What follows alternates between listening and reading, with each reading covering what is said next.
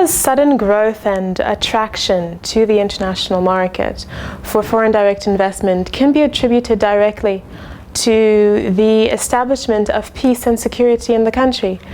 Angola had been in war for many years. Shortly after independence and further on with the Civil War, nearly 3 decades of war.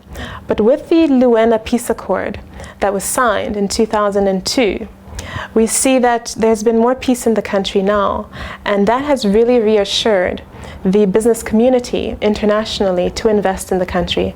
After all, a lot of the industry remains vacant and so provides opportunity for investment. Angola is now making up for that lost time and recuperating. So the investment in infrastructure by the state and by foreign investors is being done in all sectors, really, in all areas. So it's infrastructure development in terms of roads, in terms of seaport, airports, and railways, as well as, of course, other infrastructure and public amenities. The government has established a goal to build 1 million homes, and so this is an area that many investors have put their money into, building lots of condominiums that are going up, and we see many apartment buildings in Luanda itself, around the country, and many other peripheries. Angola has for many years enjoyed a great relationship with its traditional foreign investors, and those have been the United States, Portugal, and Brazil.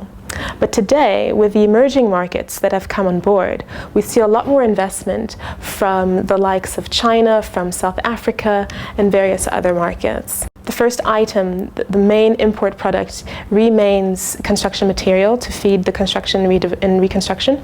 And the second, one would say, is to furnish all of that housing and all of the buildings going up. So we see a massive boom in retail of furniture and other materials. And of course, there is other products like the fast-moving consumer goods, the textile and clothing, anything really of consumer good. However, Angola is very keen to negotiate what type of business comes in, and that's really filtering the supply, filtering what investors are bringing into Angola. Angola is a country that needs to be wary because it's attracting a lot of attention from the international community, attracting a lot of attention from investors. However, at the same time, Angola is in great need of building its human capital. Because of the time lost during the war, at this stage there are not sufficient people with the labor force at times is not adequate to certain sectors.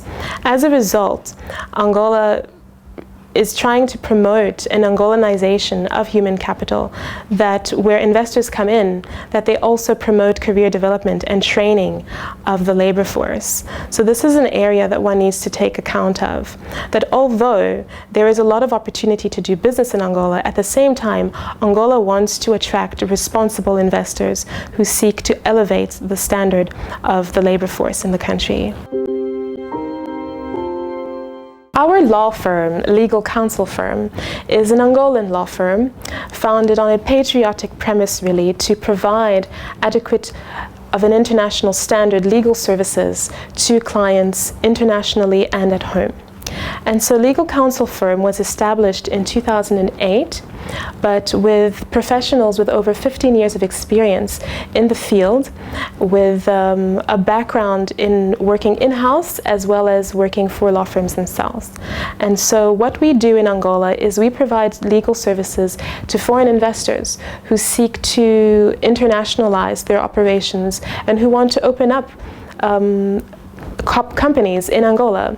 So we assist them from day one to what the requirements are, and we facilitate the process by being their legal partners in country, on the ground, to do all the field work and meet with the relevant stakeholders, get the documentation together, and process the applications for eventually getting everything licensed and registered. However, one needs to take a calculated risk in investing in Angola, and one needs to establish the correct networks and know the procedures and have legal counsel to tell you, well, what can be done and what shouldn't be done and how about to go things, to give you that advice. It's really an added it's an added support that one gets with legal counsel firm, because we have the experience and we have the personnel and we have the legal team to provide that service on the ground. And our lawyers, we have now just over 15 lawyers at the firm, as well as another dozen administrative staff who assist, and consultants. And so we provide a holistic service, not just in providing legal services, but also business services and consulting services, and we give legal advice. Our clientele is widespread. At Legal Counsel Firm, we actually have 6 departments, and so these really just speak of the portfolio of the different areas of service that we provide. So we have clients a lot in the oil and gas industry, of course, because Angola is an oil-producing country, but we also have clientele in the electronic services, housing and real estate infrastructure development, construction. We have clients in the United States, we have clients from South America, from Europe, of course, clients also from Asia, and increasingly from the Middle East, a few here already in Dubai. Africa Business Pages is a great platform for people here in the Middle East and in Dubai particularly to read up about African affairs and business that is going on in Africa. Because today there is often a misperception of what Africa has to offer to the rest of the world. Yet at the same time, Africa remains a consuming market. On average, it is a consuming market. Very little is being produced in Africa. So business has gone on forever in Africa. It's just that very few people know how to succeed at it. And so what Africa Business Pages does is that it really markets Africa in a more favorable manner to potential investors to see what other businesses can be conducted.